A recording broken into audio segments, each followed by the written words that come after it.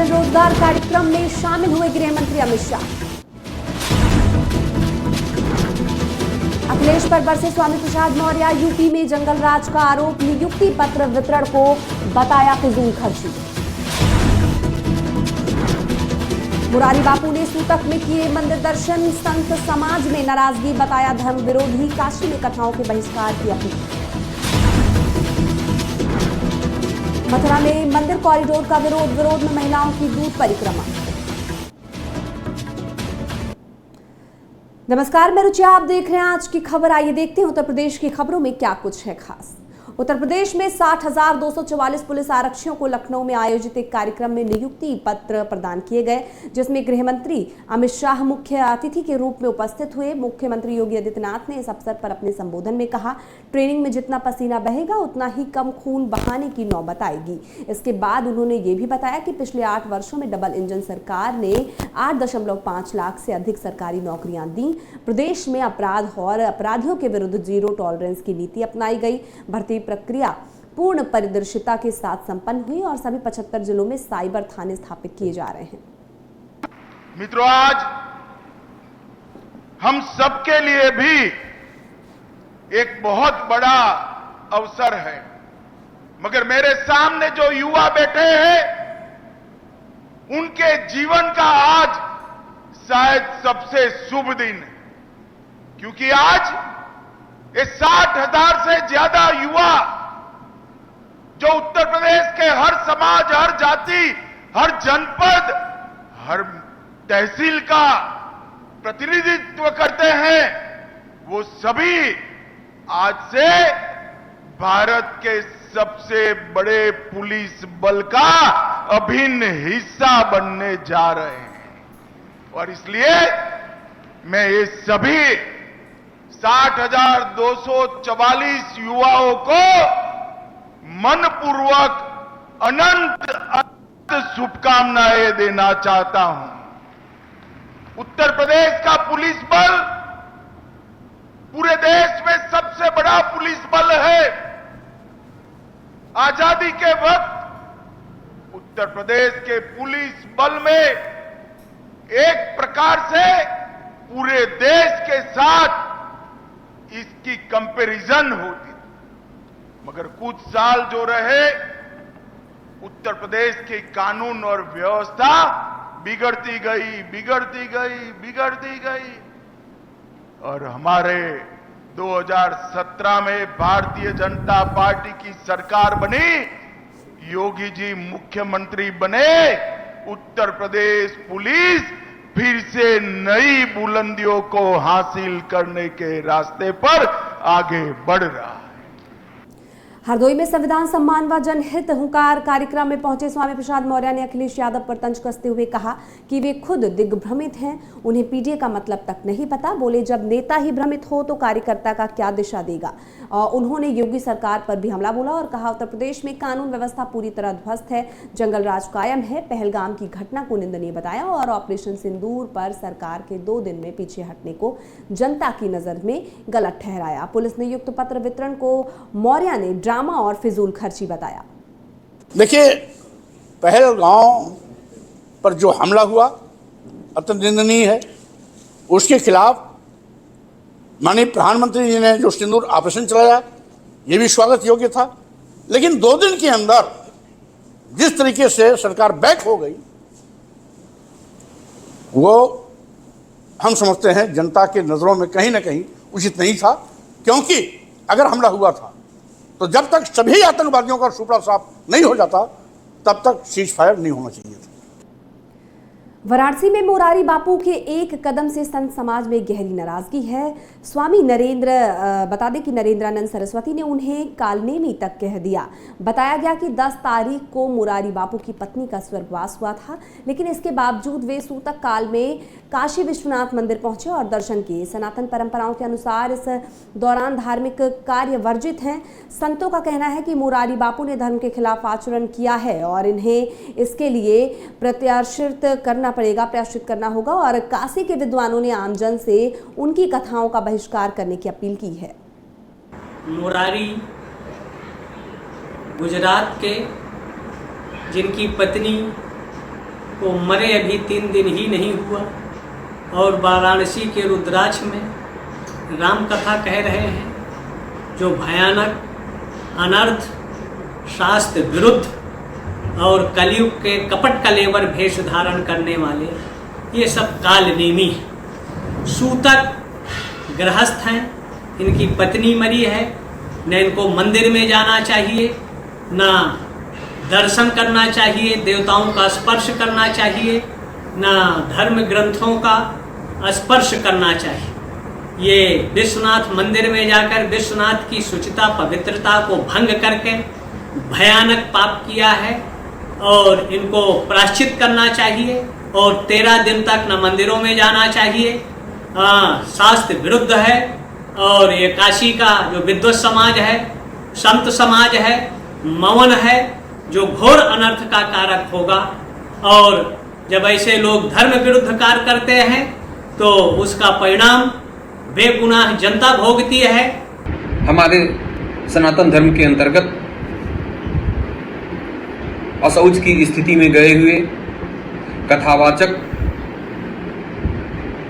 या पुरोहित के द्वारा जो कृत्य किया जाता है, वह उस कथावाचक या पुरोहित को तो पाप का भागी बनाता ही है, उसके साथ ही ऐसे व्यक्ति से, अशौच में गए हुए कथावाचक से या पुरोहित से जो कर्मकांड का कृत्य कराता है, जो उनकी कथाओं का श्रवण करता है, उनके मुख से धार्मिक कथाओं का, उनको प्रणाम करता है, उनका पादस्पर्श करता है, वो भी पाप का भागी होता है, उसे भी प्रत्यवाय लगता है। इसलिए हमारे सनातन धर्मावलंबियों को केवल आकर्षण के बल पे कोई व्यक्ति है, बहुत प्रसिद्ध है, उस प्रसिद्धि के नाम पे हमें धर्म विरुद्ध कोई आचरण नहीं करना चाहिए, जिससे कि हमारा पुण्य नष्ट हो, हमारा धर्म भ्रष्ट हो। अपने धर्म और पुण्य को संरक्षित करें और इस तरह के किसी भी कृत्य में सम्मिलित न हों। मथुरा के वृंदावन में बांके बिहारी मंदिर कॉरिडोर और न्यास गठन के विरोध का आज 19वां दिन रहा। गोस्वामी समाज और स्थानीय व्यापारियों की महिलाओं ने मंदिर क्षेत्र व कुंज गलियों में दूध की धार से परिक्रमा की। साथ ही महिलाओं ने कहा कि सरकार ब्रज की विरासत को खत्म करना चाहती है, लेकिन हम किसी भी हालत में कॉरिडोर नहीं बनने देंगे। परिक्रमा के दौरान महिलाओं ने गिरिराज जी का अभिषेक कर पाठ किया और सरकार के खिलाफ शांतिपूर्ण विरोध जताया। सुप्रीम कोर्ट के आदेश के बाद जहां एक और सूबे की योगी सरकार लगातार बांके बिहारी कॉरिडोर के मसले पर तेजी दिखा रही है, वहीं दूसरी तरफ गोस्वामी समाज और स्थानीय निवासी लगातार इसका विरोध कर रहे हैं। विरोध में आज 19 से लगातार गोस्वामी समाज की महिलाओं ने बांके बिहारी और कुंज गलियों में परिक्रमा देकर यहाँ पर दूध की धारा लगाई और कुंज बिहारी से अरदास के नारे लगाए। साथ ही उन्होंने ठाकुर बांके बिहारी से अरदास प्रार्थना करी कि किसी भी तरीके से कॉरिडोर ना बनने पाए। अब ऐसे में देखना ये होगा कि सरकार इस पर मध्यस्थता की बात करना चाहेगी, जब कॉरिडोर का मामला किसी रफ्तार के साथ आगे बढ़ेगा। आज हमने दूध की धार की परिक्रमा की है, बिहारी जी की बाजार में होकर बड़ी परिक्रमा, शनि बिहारी होते हुए गलियों में, कुंज गलियों में घूमते हुए परिक्रमा कर रहे हैं बांके बिहारी जी की। अब सरकार की प्रतिक्रिया मिले ना मिले, हम तो अपना काम कर रहे हैं, कर्मण्येवाधिकार से, तो हम अपना कर्म कर रहे हैं। आगे ठाकुर जी की इच्छा, ठाकुर जी हमारे साथ है, ठाकुर जी हमें प्रेरणा दे रहे हैं कि ये कुछ ना कुछ करो, ये काम करो, और हम काम कर रहे हैं। हम प्रार्थना कर रहे हैं लगातार ठाकुर जी से कि वो हमारी अवश्य सुनेंगे। उन्नाव के निराला पार्क में 11वें अंतर्राष्ट्रीय योग दिवस समारोह का आयोजन किया गया। बता दें, योग सप्ताह 15 से 21 जून तक चलेगा। कार्यक्रम की शुरुआत सूर्य नमस्कार से हुई। योग गुरुओं के मार्गदर्शन में लोगों ने योगासन, प्राणायाम और ध्यान का अभ्यास किया। साथ ही स्कूली छात्र छात्राएं, एनसीसी कैंडिडेट्स, स्वयंसेवी संस्थाओं के सदस्य और सरकारी कर्मचारी कार्यक्रम में शामिल हुए। इस मौके पर जिलाधिकारी गौरांग राठी और भाजपा जिलाध्यक्ष कार्यक्रम में मुख्य रूप से मौजूद रहे। खबर मिर्जापुर से है, जहां शासन के मंशानुरूप जनपद के सभी थानों में संपूर्ण समाधान दिवस आयोजित किया गया, जिसमें जिलाधिकारी प्रियंका निरंजन और पुलिस अधीक्षक सोनम वर्मा के निर्देशों में कोतवाली शहर में भी थाना समाधान दिवस में एसडीएम सदर गुलाब चंद्र और सीओ सिटी विवेक जावल ने लोगों की समस्याओं को सुना, जिसमें कुल 10 प्रकरण थाने पर आए, जिसमें से 6 का मौके पर निस्तारण किया गया। बाकी शेष को निस्तारण के लिए संबंधित को आवश्यक दिशा निर्देश दिए गए। कोतवाली शहर तहसील सदर जनपद मिर्जापुर में आज श्रीमान जिलाधिकारी महोदय मिर्जापुर और पुलिस अधीक्षक महोदय मिर्जापुर के संयुक्त निर्देशन में यहाँ पर कोतवाली शहर में मैं उप जिला मजिस्ट्रेट सदर, हमारे साथ हैं CO सिटी नगर और इंस्पेक्टर पाठक जी, और हमारे यहाँ पर लेखपाल, नगर पालिका कर्मी और पुलिस के SI SSI और सभी इंस्पेक्टर और यहाँ पर पीड़ित पक्ष जो समाधान में अपना समाधान लेकर आए हुए हैं प्रार्थना पत्र यहाँ उपस्थित हैं। अभी तक हम लोगों के सामने 8 प्रार्थना पत्र प्रस्तुत किए गए हैं, ठीक है। और 8 प्रार्थना पत्र में करीब 6 मामले जो है हम लोगों ने जो आवासीय मकान से संबंधित थे, आबादी भूमि पर बने हुए मकान में कुछ को लेकर के कि साफ सफाई करना चाहता है, उसमें माननीय सिविल न्यायालय का स्टे है। कुछ का कहना है कि हमारा वसीयत हमारे पक्ष में हो गई है, लेकिन अभी वो कोर्ट से निर्णय अंतिम रूप से नहीं हो गया है। कुछ का कहना है कि हम 2 अलग अलग हिस्सेदार थे और एक हिस्से में रोड निकल गई है। तो हम लोगों ने दोनों पक्षों से वार्ता करके और 6 मामले को यहीं पर अभी ऑन स्पॉट निस्तारण करके समाधान करा रहे हैं। और वो फिरोजाबाद के थाना मक्खनपुर पुलिस ने एक बड़ी ठगी का खुलासा करते हुए नौकरी दिलाने के नाम पर फर्जीवाड़ा करने वाले 3 शातिर आरोपियों को गिरफ्तार किया है। पकड़े गए आरोपी खुद को एजेंट बताकर उत्तर प्रदेश पुलिस और LT ग्रेड शिक्षक के पदों पर नौकरी दिलाने का झांसा दे रहे थे। आरोपियों ने सोशल मीडिया पर अन्य माध्यमों से फर्जी विज्ञापन प्रसारित किए और नकली नियुक्ति पत्र और दस्तावेज दिखाकर सैकड़ों अभ्यर्थियों से मोटी रकम वसूली। ठगी का शिकार सिर्फ अभ्यर्थी ही नहीं बल्कि उनके परिवारजन, सगे संबंधी और कुछ विद्यालयों का स्टाफ भी हुआ। पुलिस ने मौके से फर्जी दस्तावेज, मोबाइल फोन और ठगी से जुड़ा लेन देन का रिकॉर्ड बरामद किया है। देखिए, थाना मक्खनपुर में एक अभियोग पंजीकृत हुआ था जिसमें कई अभ्यर्थियों से पैसा लेकर के पुलिस व शिक्षक भर्ती कराने का जो है वादा किया गया था, परंतु फिर वो भर्ती की हुई नहीं तथा उनका पैसा भी मार लिया गया था। इसके संबंध में अभियोग पंजीकृत हुआ था। इसके जो अक्यूज्ड है, जो इसमें नामित अभियुक्त थे, उनमें से 3 लोगों की गिरफ्तारी कर ली गई है और इनकी संपत्ति तथा पैसा कहाँ ले गए हैं उसका पता लगाया जा रहा है। शीघ्र ही इसमें पूरी कार्रवाई करते हुए गैंगस्टर एक्ट वगैरह के अंतर्गत भी कार्रवाई की। यूपी के बांदा से एक बेहद दर्दनाक खबर सामने आई, जहां रिश्ते की बुआ भतीजी ने एक ही रस्सी से फंदा लगाकर जान दे दी। बता दें, दोनों नाबालिग थीं। इस घटना से इलाके में सनसनी फैल गई। परिजनों की सूचना पर फॉरेंसिक टीम सहित पुलिस घटनास्थल पर पहुंची और जायजा लिया। शव को कब्जे में लेकर पोस्टमार्टम के लिए भेज दिया और आगे की कार्रवाई शुरू कर दी गई है। थाना पैलानी पर सूचना प्राप्त हुई कि एक ही घर से बुआ और भतीजी, जिनकी उम्र करीब 16 वर्ष 14 वर्ष थी, उन्होंने फांसी लगा ली है। सूचना प्राप्त होते ही उच्च अधिकारियों द्वारा मौका मुआयना किया गया। फील्ड यूनिट द्वारा गहनता से साक्ष्य संकलन कर दोनों शवों को कब्जे में लेकर पंचनामा कर पोस्टमार्टम हेतु भेजा गया है। पोस्टमार्टम रिपोर्ट व अन्य साक्ष्यों के आधार पर विधिक कार्रवाई थाना कासगंज के थाना सहावर क्षेत्र के धनसिंहपुर गांव में एक विवाहिता की संदिग्ध मौत का मामला सामने आया है। मृतका की पहचान 30 वर्षीय करिश्मा के रूप में हुई है। उसका शव फांसी के फंदे से लटका मिला। परिजनों का कहना है कि शनिवार को दहेज के लिए करिश्मा की हत्या कर शव को फांसी के फंदे पर लटका दिया गया। पुलिस ने शव को कब्जे में लेकर पोस्टमार्टम के लिए भेज दिया है। मृतका के परिवार की शिकायत पर ससुराल पक्ष के खिलाफ FIR दर्ज कर ली गई है। पुलिस मामले की जाँच कर रही है। मैं इसलिए आया हूँ क्योंकि मेरी बहन को मार दिया गया है। क्या नाम था बहन का? करिश्मा। कितनी उम्र है? 30 साल। कि कैसे वर्ष पूर्व शादी हुई थी? 5 पूर्व मतलब शादी हुई थी, 5 साल पूर्व। तो क्यों मारा आपके जीजा ने? पता नहीं, मारते थे वो, पहले मारते थे दहेज भहेज के लिए, ये ला वो ला, वो कहती नहीं थी हमसे। और पहले भी 2 दिन पहले 3 दिन पहले भी मारा था।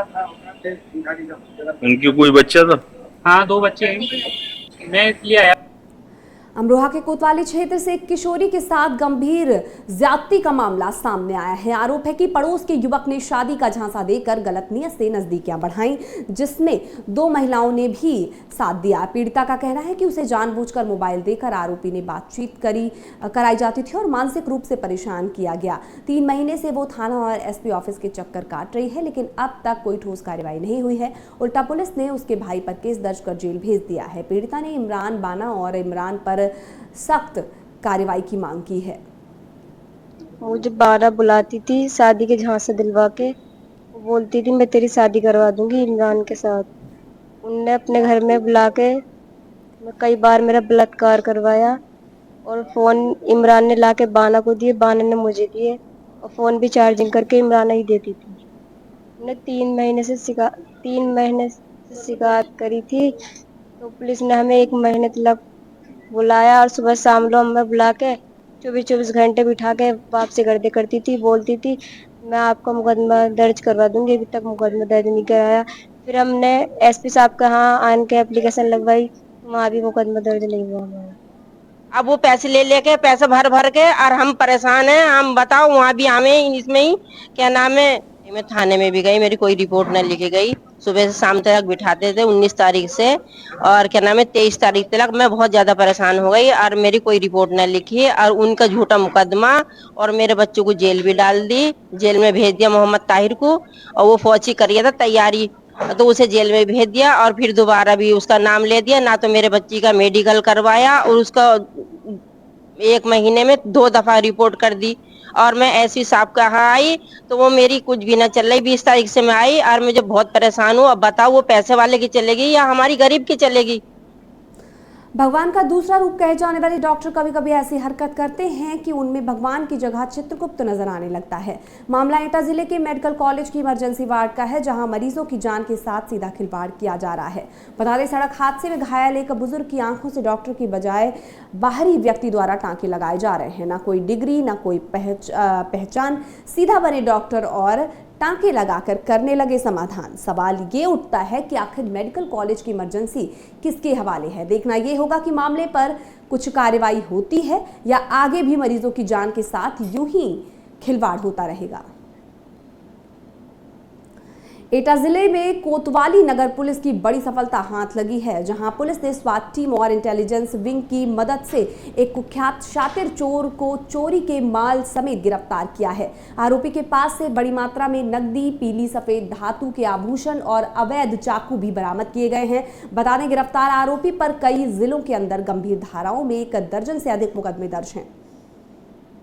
इसके दृष्टिगत कप्तान साहब के निर्देश पर यहाँ पर स्वाट team, intelligence team, surveillance team को और कोतवाली नगर की टीम को लगातार लगाया गया। सभी सीसीटीवी खंगाले जा रहे थे। सीसीटीवी में हमें एक फुटेज मिला, उस फुटेज के आधार पर हमारी टीम ने मैनुअली इस पर काम करना शुरू किया। जितने भी पुराने अपराधी थे, पुराने मुकदमे थे, उनको खंगालते हुए फिर आगे बढ़ते हुए जब अलीगंज में पहुँचे तो अलीगंज में देखा कि वहाँ की भी चोरी में ये शामिल है, वहाँ भी फुटेज में आया।